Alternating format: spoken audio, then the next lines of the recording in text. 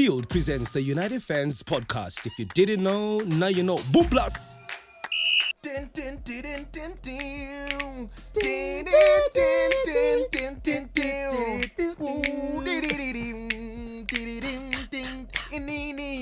feel as if that song inspired no man should have all that power. He's a power man, I'm a power player as well. The name is Timber Business, aka Mr. Boom Plus. Mr. Boom Plus C, Arthur Bonakawa, Prince of Congo. Good to be a part of the show, UFP style. You know, we're ending 2022 with a bang.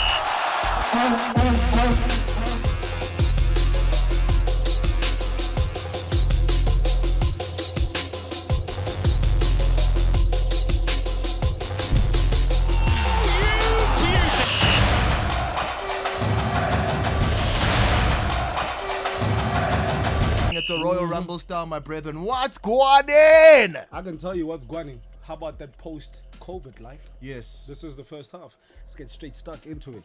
Well, 2 years ago, the world was hit by this pandemic. That felt like the devil himself. The devil himself. Out in the name of... don't get me started right now. Somebody touch your screen wherever you are. Touch your screen right now.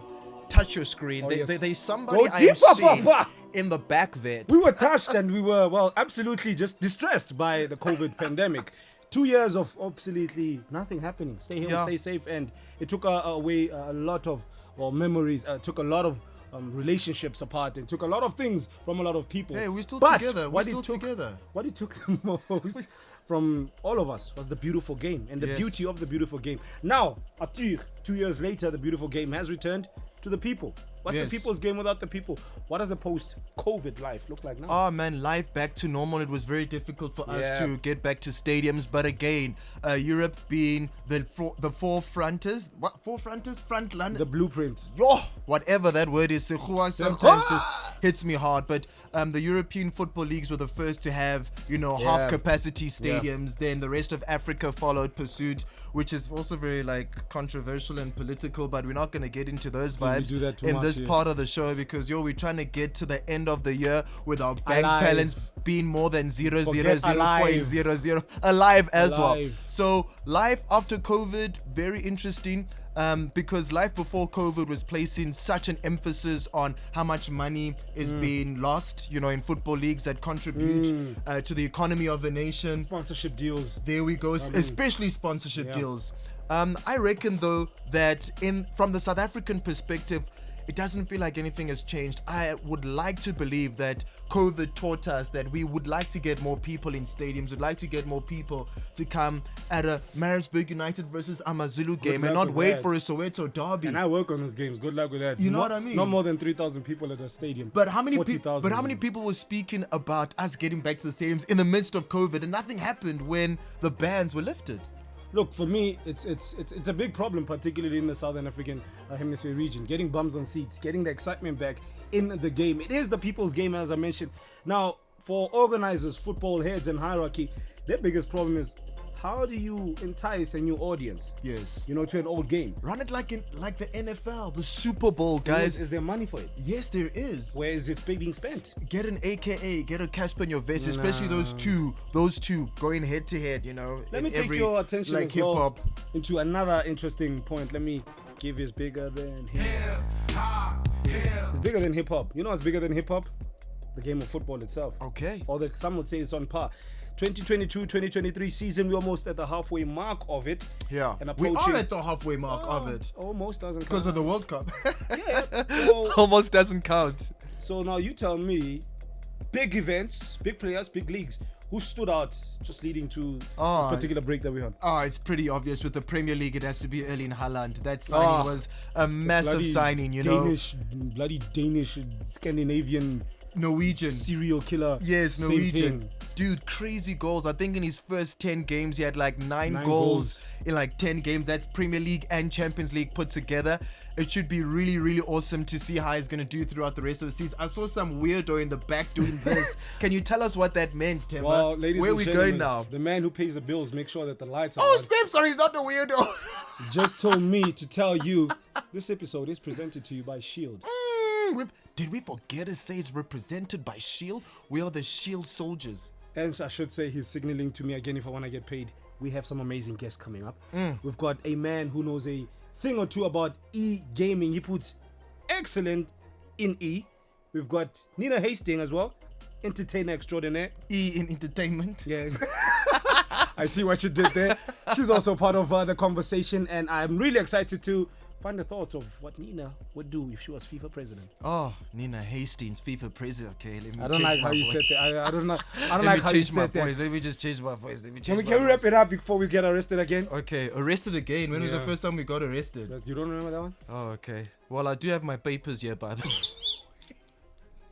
Whether it's on the sports field, the social scene, or staying active with the fam, we all need confidence to move our way. And the best confidence booster, knowing that when you break a sweat, your deodorant won't let you down. Shield's 72-hour non-stop sweat protection with motion-activated technology is the only deodorant that reacts directly to movement, so you stay fresher longer. So however you move with confidence. Shield, it won't let you down.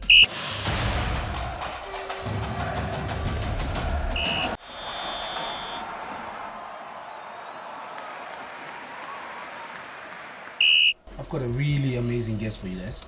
I've got a funny story Yes. of how I met Nina Hastie. Met her Oh a couple my of God. times. Are and you I about think- to show off about how you met her? Nah. I've got a bigger crush on her than you, bro.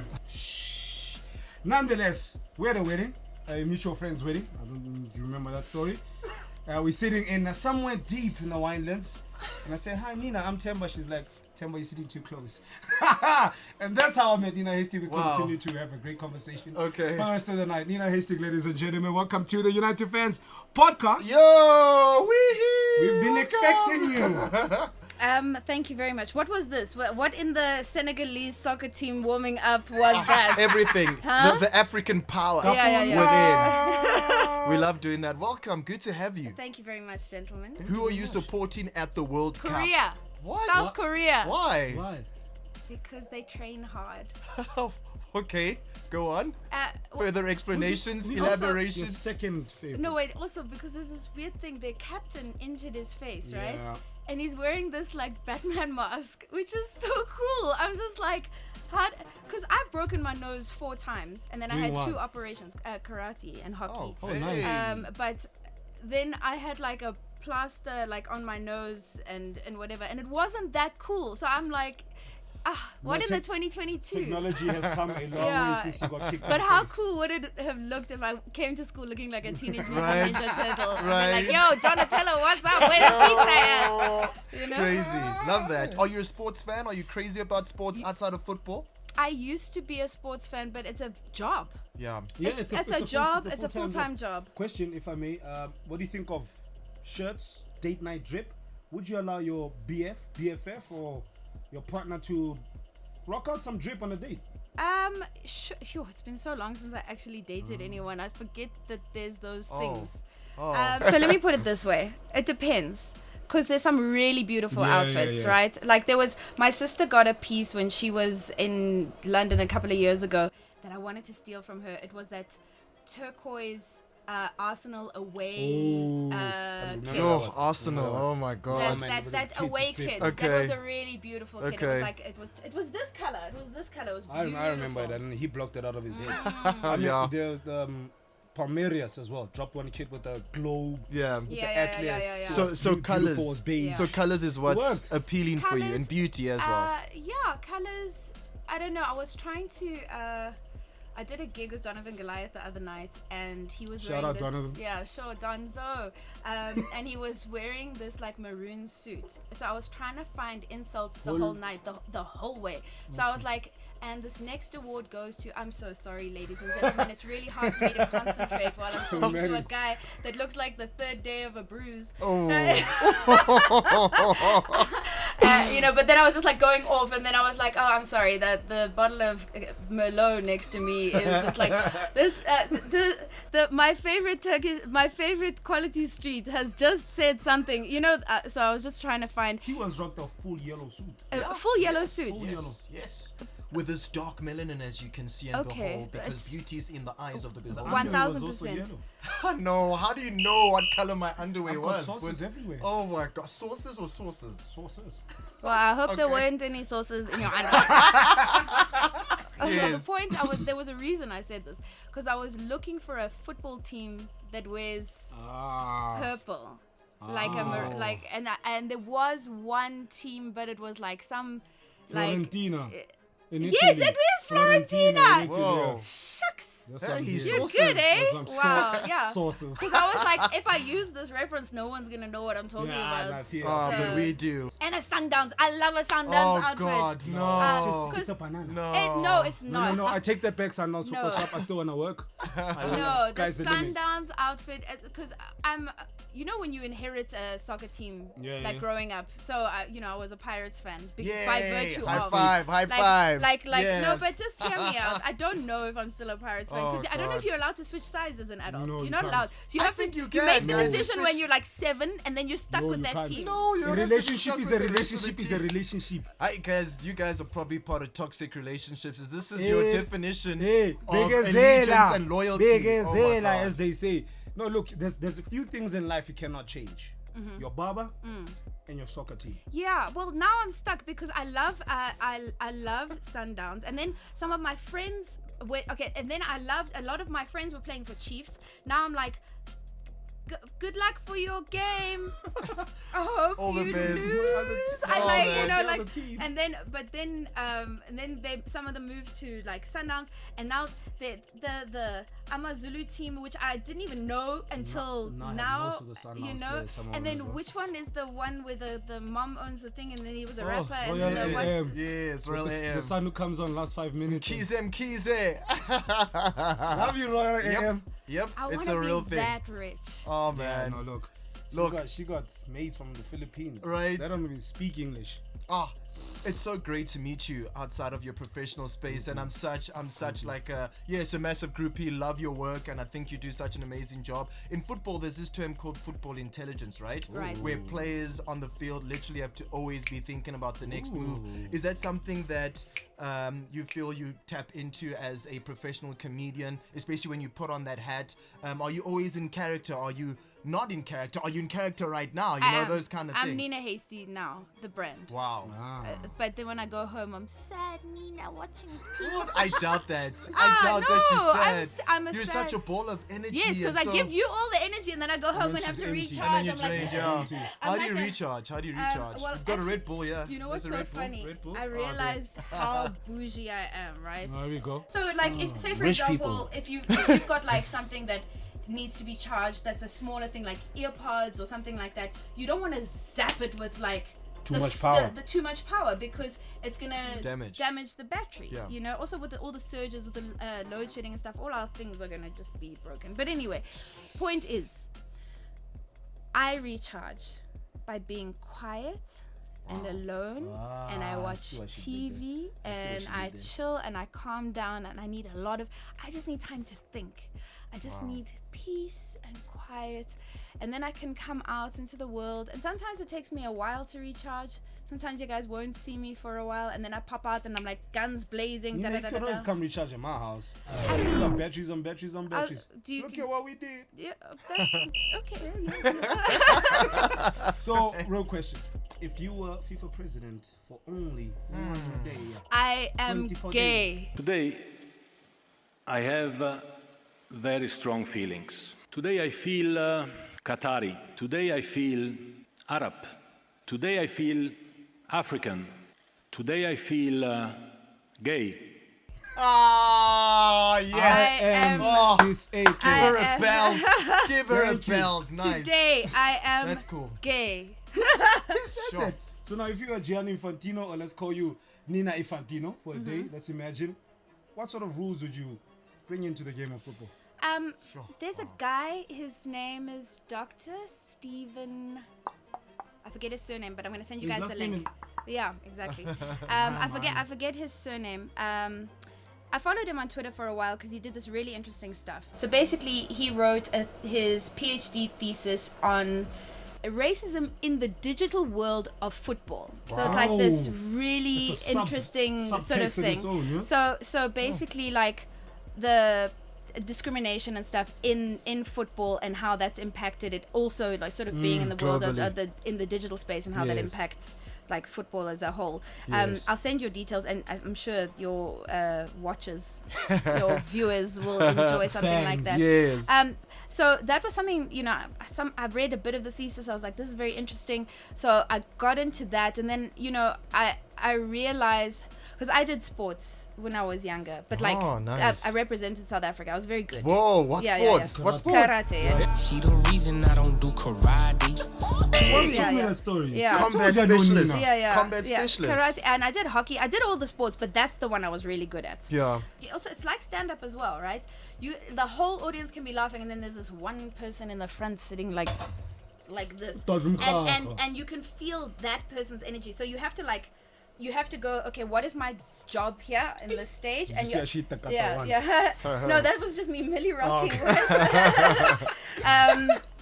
You've got to go, what is my responsibility here? My responsibility is I have to entertain these people. Sure. So when you do that, you take the ego out of it. Then I'm not worried about that guy. Are you not now entertained? my job is those Yes. people. So if a football player can eliminate the ego deep. from I see where you're going with his this. She went game, psychological on us. you know what I'm saying? And he goes, my job is to make sure I get the through ball to that guy, and that I Yes. remember this thing that you know, that I must make sure that this guy is on my left, and that I'm doing this with this guy, and we've got a play There we go. coming up. So, all right, so that wraps up locker room chat, Yes. halftime. Next, we are straight into second half with Nina Hastie off the one Why account. are you Temba doing the Boy, action? because I'm waiting for her to do the accent when we come back. I love the accent.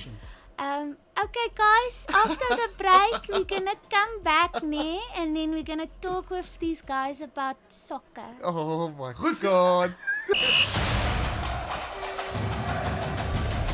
Live from Pretoria is Spain versus We're actually Germany. not in Pretoria. We are somewhere in Randburg, I do believe, not Bulgaria. It's the capital of Afrikanerdom. Pretoria. What in the Orange Free State are you talking about? in the Cook Sisters, Alright, are you where on is the about? capital of Afrikanerdom, guys? Is it Free State? Oranje. Oranje, they literally Bro. have their own country. They have their own currency. Their whole nation. So, Also, Afrikaans is spoken by so many people of color in Cape Town as well. oh, you mean all 44 of them according to Charlie's too? Hey, Charlie. One of them, by the way. Hey, He's Charlie. one of them. I am. Did you see that thing that was doing the rounds? Yes. I am one of the 44. Oh my god. So good. We're like the thickest American accent. Well, but guys, we are one of three. Well, I'm one of three. Anyway, talking anyway. numbers. Also one I of want three. to see if you were a coach and you're putting together my 11-a-side team. What formation you'd go for? 3-3. 3. You got 6 already? 4. So you got another 5 to go.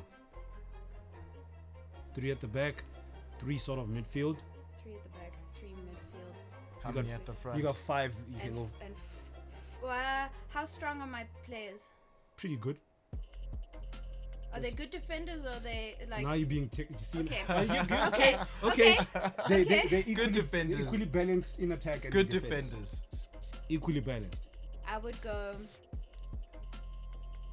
3-4-3. 3-4-3. Oh, very attacking. Very attacking. Packing your midfield.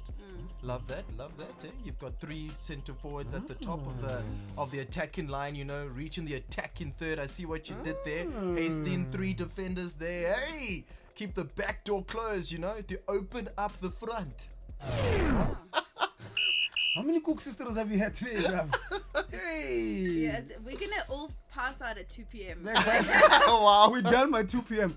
All right, another footballing question I have for you to rack that sporting brain of yours. The game of football needs appealing, particularly in South Africa. It needs new regeneration, invigoration for the footballing nation. Here we go again. Okay. What would you do to get the marketing side of it going? Bums on seats, Nina. That's what I want. Okay. Bums on seats. Those Let me- cabbage-eating lovely people. Okay. First, start with the players. The better the players are, the more people want to watch. Then also we've got to get the people to buy, to build proper fields and not flags. So we need fields. See what she did there. And That's a red flag. Huh? yeah. So I went to go watch Dale versus Queens, the rugby game. Big rivalry between the big schools, rivalry, yeah. and old boys and people that are coming Lots back. of school fees paid, So I went to go watch that game, and it was like rugby that. Old boys that are coming in their 30s to come and support the rugby then, because that is entrenched in their culture. For many so years, yeah. that's what I'm saying. So if we have that same entrenchment in the love of the game from the, I used to play here, I played wing, whatever. That kind of camaraderie is necessary to take the sport So forward. you're saying a lot of the focus should move away from wearing your wife's dress on match day to more grooming the 7-year-olds to become top elite level stars. I'm missing the joke. What is? You never see most of the fans now in South Africa. Yeah. You borrow your wife's dress, and you go It's to the stadium. a real thing.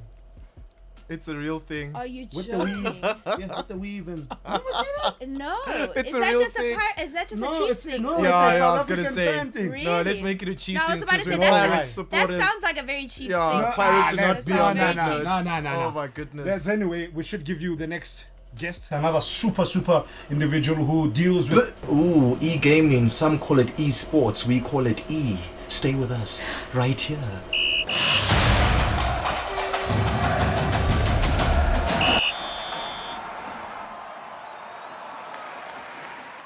Welcome back to Madison Square Garden. This is 1994 SummerSlam. The Brothers of Destruction are here. Are you ready for the fiercest, the craziest e-gaming, esports athletes the world has ever produced? Welcome, the one, What the an intro. only. Come on, you've got to finish it. Bradlow brother! And cut. Yo. Oh my God. How's it going? How you guys doing, brothers? Not too bad yourself, man. Welcome to United Fan Podcast. Thank you for having us, man. It's been a long time coming, gents. Yeah. I mean, we've worked hard. We've built our whole careers on this one moment, and we're very grateful. Thank you. No, we love that. Thank you. We love that. Let's speak about the United Gaming Championship. I mean, we have such a gaming community in South Africa, guys, and you're at the forefront of elevating the level of competitiveness for esports. But before we get into that, tell us about your platform. Well, okay, so we're the Ultimate Gaming Championships, UGC ZA for short, on all socials. We focus and cater towards more fighting game tournaments in terms of production and events, but we film and produce content for all sorts of esports, from FIFA to Counter-Strike to fighting games as well. We actually just finished a documentary that's been airing on some streaming channels. I'm not sure if I'm allowed to say them. But you can't do what the name You is. can It's do Fight to whatever the top. You can do whatever you like. You guys are friends of the United Fan Podcast. Yes. But it's called Fight to the Top. It's a 4-part documentary series streaming on Telkom 1.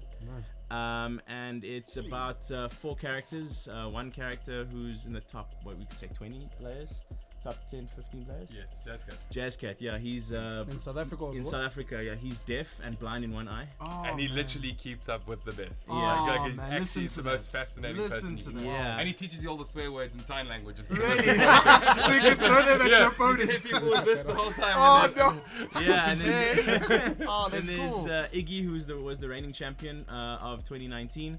And then it's Mr. Gasmask over here. as his There we AKA. go.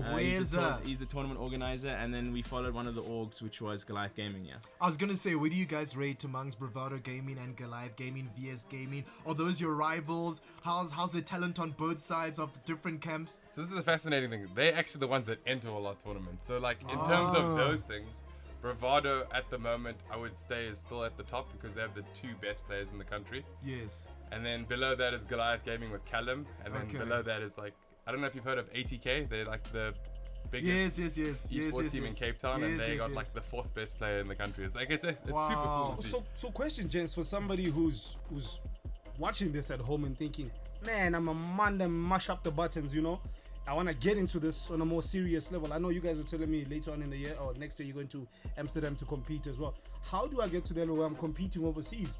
What's the sort of process? Take me through that. I guess it's repetition and practice. So what we're trying to do is there's not enough tournament organizers, so we're also trying to like bring up and teach some guys how to run tournaments and stuff. And there's been some good stuff coming out, like especially in parts of like Cape Town and Durban. Shout out to Tug and the ATK. Those guys are busy doing tournaments, but we've been doing all the major ones, the big ones. We've also recently just signed to the Nexus Media Hub, so that's based in Ramburg. Nice. So we're going to be doing like monthly tournaments, big ones, and then we do like bi-weekly meetups for people to practice. Because that's all it is, man. Playing online and at home is fine, but tournament jitters is a big thing. It's a whole different ballgame. Offline, when you're sitting there and people are cheering you on or cheering against you or, like heckling you while you're playing. Well, that's me.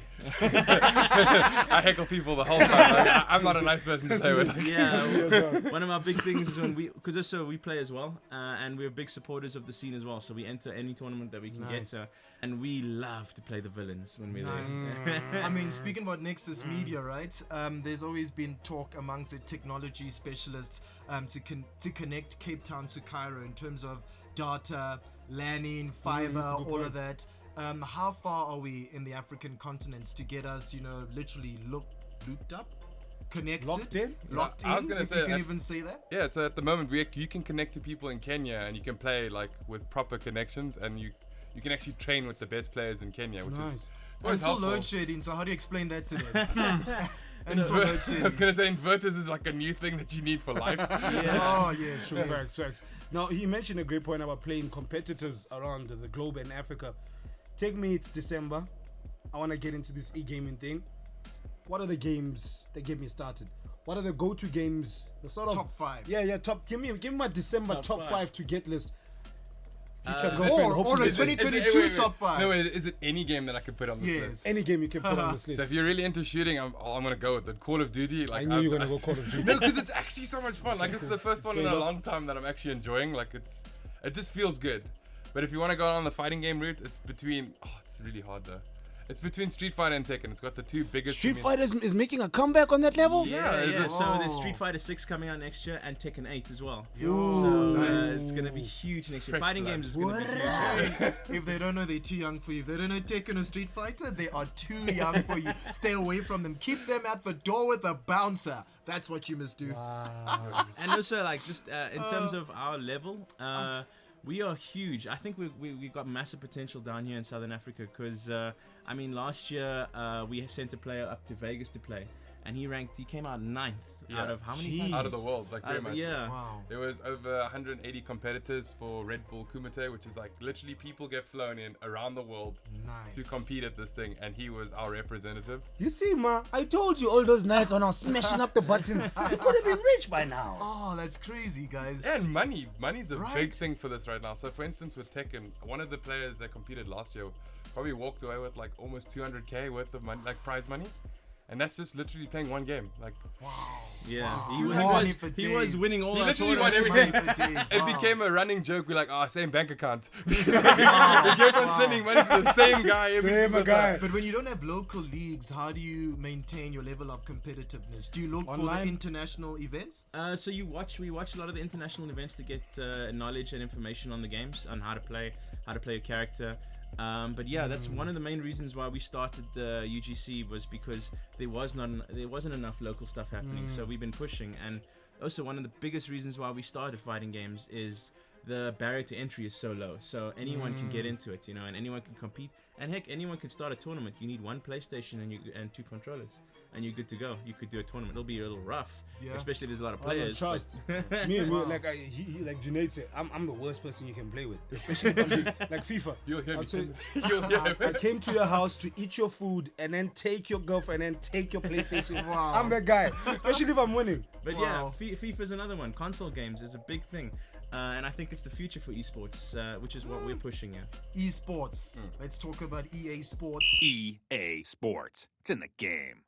Yeah. It doesn't even make sense. That doesn't make sense. Speak to me about that. The reputation, the long history, the relationship between a young generation of gaming fans and those that are passionate about football now, waiting for the first time ever that the World Cup's in Qatar, and it's like, nope, EA is not going to be part of the gaming sponsorship. This is when Pez takes over.